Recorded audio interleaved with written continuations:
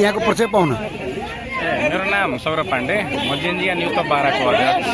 अहिले हामी यहाँ एउटा सामाजिक एउटा हुन्छ नि धार्मिक काममा हामी पनि केही आफूतिरबाट योगदान गरौँ। यहाँ यति श्रद्धाञ्जलीहरू गाइरहनु भएको छ होइन, त्यसैको लागि हामी जम्मा भएको छौँ। यसमा हामीबाट जे योगदान हुन्छ त्यो दिने हिसाबमा। कतिको खुसी हुनुहुन्छ यो शरबत वितरण कार्यक्रम राखेर? हामी एकदम सेटिस्फाइड छौँ। अब यसमा हामीले सेवा गर्न पाउन, अब सेवा गर्ने मौका पाएपछि हामी अब आफ्नै भित्रैबाट एउटा सेटिस्फाई सन्तुष्टि हामीलाई लाग्यो।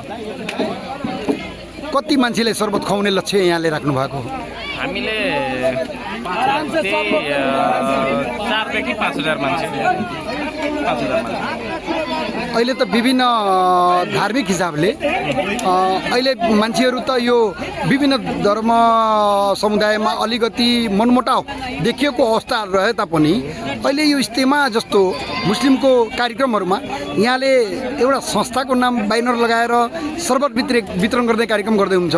यसमा के भन्न चाहनुहुन्छ तपाईँ? हाम्रो धर्म एउटै जातिको होइन, सबैको लागि हो। सबै पेसा, सबै व्यवसाय होइन, सबै जात, सबै धर्मको लागि हो। हामीले एउटा पोजिटिभ इम्प्याक्ट पनि दिन खोज्यौँ, एउटा पोजिटिभ सन्देश पनि दिन खोज्यौँ कि हामी जातिले होइन, हामी एउटा नेपाली हौँ।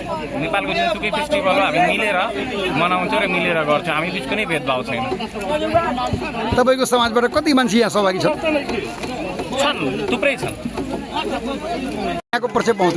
सर नमस्ते, म सुरज खनाल, कलैया उपमहानगरपालिका वडा नम्बर 4 को निवासी र साथसाथै एउटा हाम्रो एउटा संस्था छ जेनजिया न्युज अफ बारा को म वरिष्ठ सल्लाहकार। मेरो त परिचय यही हजुर।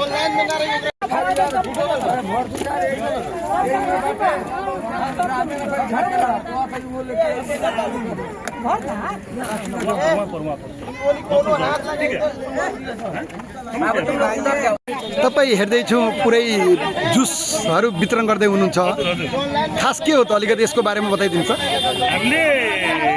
हामी युवाहरू चाहिँ मिलेर हाम्रो टिमले, हाम्रो संस्थाले चाहिँ हामी सबै सेकुलर छौँ होइन, सबैको धर्ममा आस्था छ हामीलाई होइन, सबैको धर्म हामीलाई चाहिँ प्यारो छ। र यो यस्तो पाउन अवसरमा हामी हाम्रो संस्थाले पनि केही पानी भए पनि पाउन सकौँ होइन, एकदमै धार्मिक चिज हो भन्ने हिसाबले चाहिँ हामी सबै युवाहरू मिलेर चाहिँ यो हामीले चाहिँ शरबतको कार्यक्रम राखेको छौँ।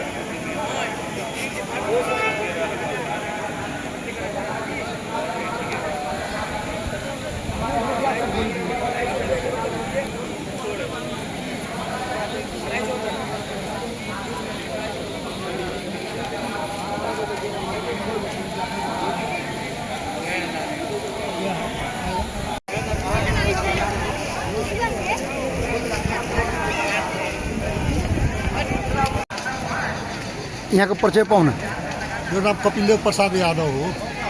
घर कहाँ? घर जितपुर सिमरा उपमहानगरपालिका 24 वार्ड नम्बर हरपुर। यो तपाईँको गाउँमा त इस्तेमा भइरहेछ, यो मुस्लिम समुदायको एउटा महान धार्मिक भेला भइरहेछ। यसमा तपाईँको खासमा समाजको सहभागिता के कस्तो छ त? हाम्रो गाउँमा यो जुन इस्तेमा भइरहेको छ हामीहरूको लागि सौभाग्य कुरा हो र हामीहरूको यसमा सहभागिता त 100% छ। मेरोदेखि मेरो परिवारको, मेरो गाउँको, मेरो समाजको केही यसमा कुनै त्रुटि छैन। हामी आफ्नो धन मनले यसमा लागेको छौँ।